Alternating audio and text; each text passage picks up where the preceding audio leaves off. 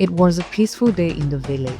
The sun hung high in the sky, casting its warm light over the bustling marketplace and the quiet roads where children played.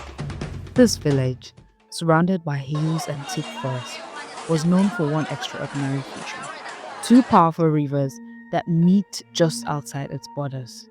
The rivers clashed at their meeting points, creating a swirling vortex of foam and steam that no one could explain. The villagers told stories about the rivers, saying that they held ancient secrets and warned their children never to play too close.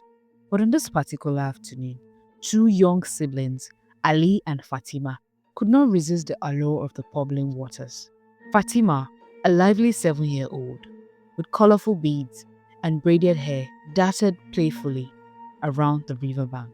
Her brother, Ali, 9 years old and slightly more cautious, chased after her. "Fatima, don't go too close," he called out, his voice tingled with both annoyance and worry. Their mother, Mama, was nearby washing clothes by the river. She looked up from her work and called out in their native language, "Be careful! Don't fall into the water!" Fatima stopped just short of the bubbling edge and turned with a cheeky grin. "I'm fine, Mama," she said, waving. Then she spotted something half buried in the sand. A dusty old tin can. "Ali, come look," she shouted, bending down to dig it out. Ali jogged over, curiosity lighting up his face. "What's that?" he said. "It's my cooking pot," Fatima said, laughing as she held the can up like a prized trophy. She quickly gathered some sand and leaves, packing them into the can as though preparing a meal. Ali chuckled, but soon grew bored of her game. "I'll get water for your soup," he ordered, grabbing a small container and walking to the river. As Fatima continued her pretend cooking, Ali returned with the water and poured it into the can. They laughed as Fatima stirred her meal with his stick. "More water," she demanded, handing Ali the can. He walked back to the river's edge, filled it halfway, and started back towards his sister. But something strange happened.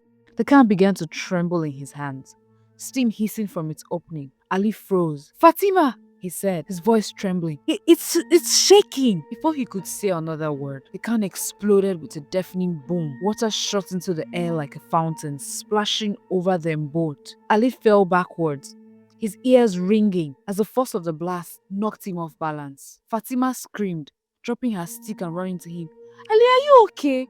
she cried, her voice shaking. By now, the commotion had drawn the attention of the entire village. Men and women rushed from the market. Mama abandoned her washing, running towards her children. She knelt and wrapped her hands around Ali and Fatima, her hands trembling as she checked them for injuries. I didn't do anything, Mama," Ali stammered, his wide eyes filled with fear. I swear it wasn't me." "I know, my son," Mama said gently, holding him close. "I was watching you." The villagers murmured amongst themselves, their eyes darting between the children and the swelling rivers. The water seemed to churn more violently now, as though stirred by an unseen hand. Steam rose in thick clouds, adding to the air atmosphere. Ali, still clutching Mama's arm, asked hesitantly, "Mama, why does the water do this?" Mama's expression grew serious as she gazed at the river. "It's a long story," she said softly. Fatima, ever curious, tugged at Mama's sleeve.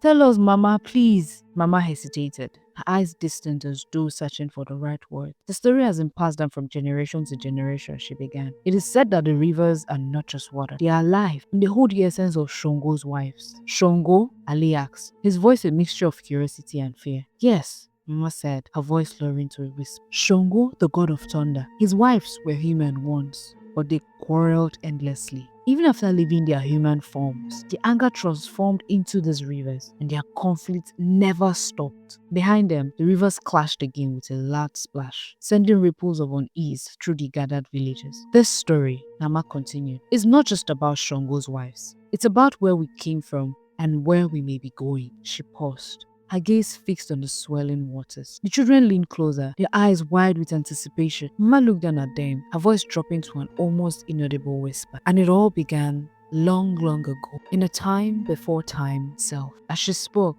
the river collided with a thunderous roar, and the villagers gasped. "What happened next, Mama?" Fatima said breathlessly. Mama only said, "Let me take you back to the beginning." Like this video, give us a thumbs up, subscribe to the channel, and also turn on the notification bell so that you get notified when we drop the second episode. Thank you for watching.